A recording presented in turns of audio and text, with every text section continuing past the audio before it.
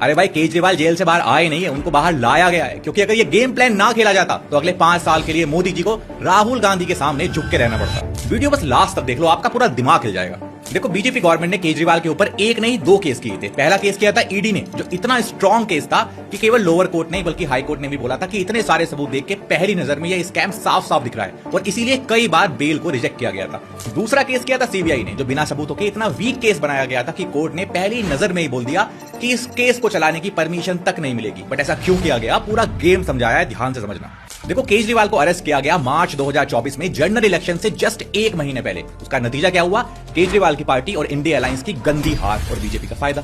But बड़ी चालाकी से केजरीवाल को सितंबर 2024 में बेल भी मिल गई। कब? हरियाणा इलेक्शन से सिर्फ 1 महीने पहले। और उसका फायदा क्या हुआ? केजरीवाल ने कांग्रेस के वोट काटे और बीजेपी वहां जीत गई। अगर आप डेटा भी चेक करोगे तो आपको मालूम चल जाएगा कि बीजेपी सिर्फ 0.8% वोट से जीती है, जिसमें 1.79% वोट सिर्फ केजरीवाल जी की पार्टी ने काटे हैं। बट इसके बाद क्योंकि करप्शन के चार्जेस अभी भी थे, इसलिए केजरीवाल दिल्ली हार जाते हैं, और यहीं से कांग्रेस को मास्टर प्लान समझ में आता है कि पंजाब में भी करप्शन का मुद्दा बनाया जाए और केजरीवाल की पार्टी को हराया जाए। बट यहां पे बीजेपी अपनी असली चाल चलती है, और जो एक वीक केस जो सीबीआई ने किया था, जो ठंडे बस्ते में रखा था, उसको आगे पुश किया जाता है और कोर्ट से केजरीवाल जी को डिस्चार्ज मिल जाता है। अब कमाल की बात तो यह है कि ईडी का केस जो था मनी लॉन्ड्रिंग का, वो इतना स्ट्रॉन्ग केस था कि डिस्चार्ज तो दूर की बात है, उसमें बेल भी नहीं मिल रही थी। लेकिन जैसे ही सीबीआई के केस से इनको डिस्चार्ज मिला, ये ईडी वाला केस भी खुद ब खुद खत्म हो जाएगा, क्योंकि 2022 में सुप्रीम कोर्ट ने एक ऐसा ही ऑर्डर पास किया था कि अकेला पीएमएलए का केस चल ही नहीं सकता।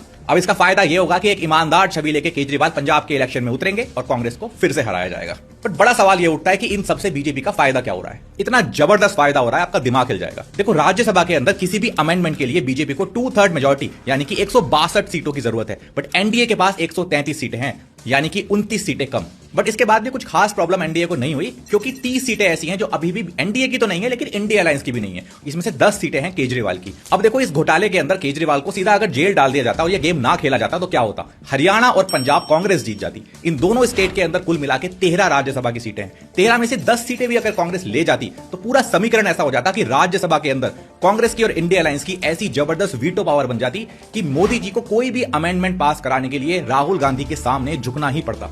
अब एक सवाल आपके दिमाग में उठ सकता है कि क्या जुडिशरी भी इस गेम प्लान का हिस्सा थी? वेल, इसका जवाब पिन कमेंट में लिख दिया है, पढ़ लेना। जय हिंद।